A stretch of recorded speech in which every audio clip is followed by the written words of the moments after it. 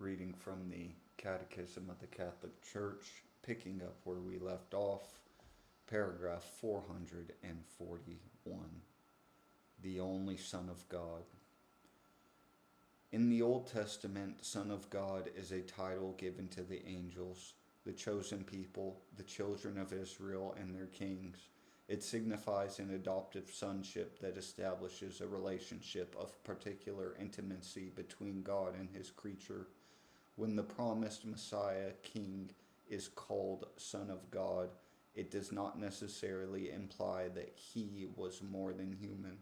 According to the literal meaning of these texts, those who call Jesus Son of God as the Messiah of Israel perhaps meant nothing more than this. Such is not the case for Simon Peter when he confesses Jesus as the Christ, the Son of the living God. For Jesus responds solemnly, "Flesh and blood was not revealed this to you, but my Father who is in heaven." Similarly, Paul will write regarding his conversion on the road to Damascus, "When he who had set me apart before I was born and had called me through his grace was pleased to reveal his Son to me, in order that I might preach him among the Gentiles." And in the synagogues immediately Paul proclaimed Jesus, saying, "He is the Son of God." From the beginning, this acknowledgement of Christ's divine sonship will be the center of the apostolic faith, first professed by Peter as the church's foundation.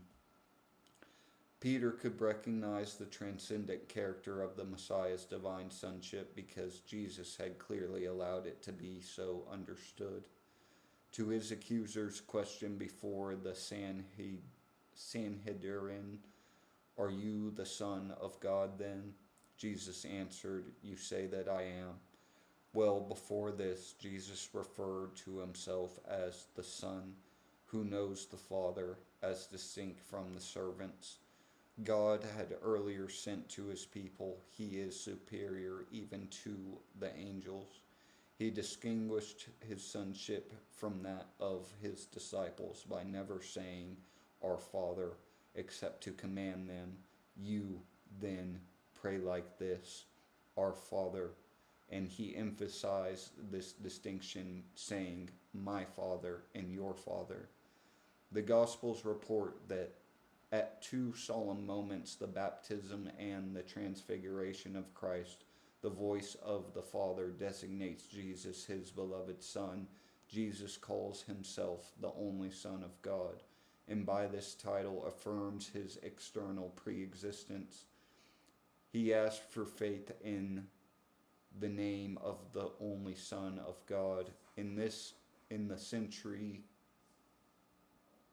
the centurion's exclamation before the crucified Christ, "Truly this man was Son of God," that Christian confession is already heard.